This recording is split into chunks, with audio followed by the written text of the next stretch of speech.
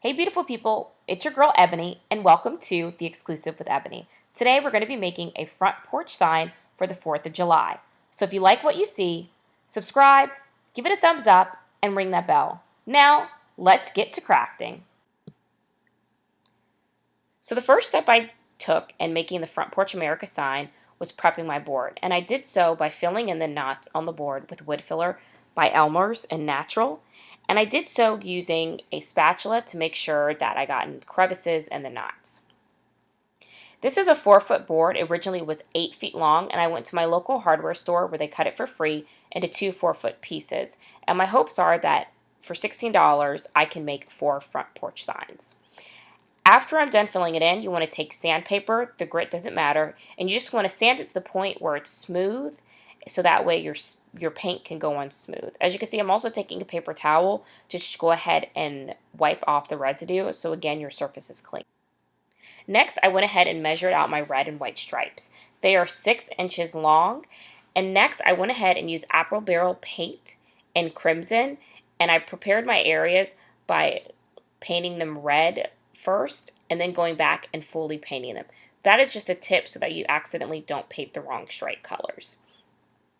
After that was dry, I went ahead and started painting with Waverly Chalk paint in white. Now for the red, apple barrel is a little thinner paint, so I did 3 coats, and with Waverly, I did 2 coats. After that, I removed my painter's tape, and guys, lo and behold, every crafter's nightmare, my vision completely crumbled. I did not realize there was going to be those stripes. So I did what any great crafter would do, and I improvised. I started painting with a folk art home decor chalk paint in Nautical and did 2 coats. Guys, in crafting, for some reason, you have these great grand plans and they never go as planned. I guess that's the beauty of crafting. And so be nice to yourself and you're going to see how amazing this mistake turned out. Next, I'm positioning my letters. So I did make stencils using my Cricut and the font typewriter. It is a free font within the system. Each of the letters are about 5.5 inches, give or take. And so you can make the choice to either measure or eyeball. I did a combination of both. I did measure each letter to make sure that it was exactly the same from the top to the bottom. And as far as making sure all the letters lined up, I did eyeball that. Same thing with painter's tape. As you're using your vinyl, you want to just press firmly down. And again, that's going to help to prevent bleeding. Another amazing tip and my favorite tip in order to prevent bleeding is to use Modge Podge, especially if you're using stencils. You go ahead and do 1 coat of Modge Podge, and for some reason it works like magic. When I reveal my letters, as you see later, I had little to no bleeding. So anytime I'm using stencils, I always use Modge Podge.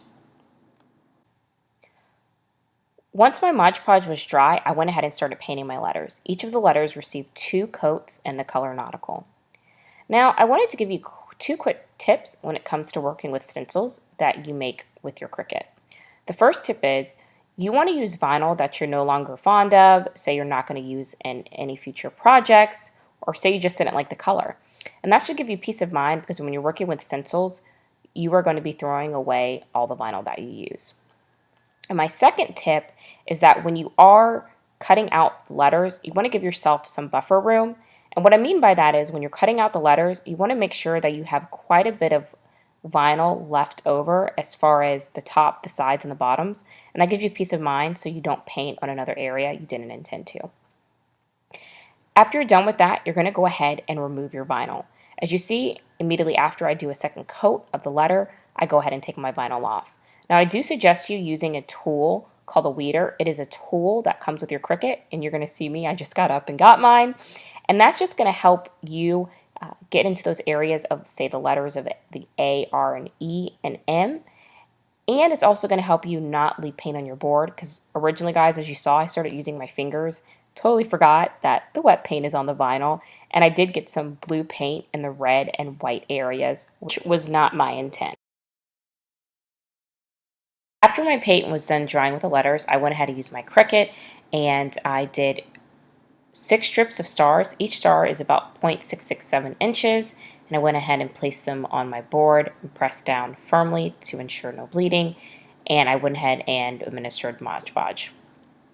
After the Modge Podge was dry, I went ahead and I did use my Waverly Chalk paint and white. And like I've done with most of this project, I did 2 coats of the stars, and you're about to see in a minute. After I was done with the second coat of the stars, I went ahead and immediately removed my vinyl.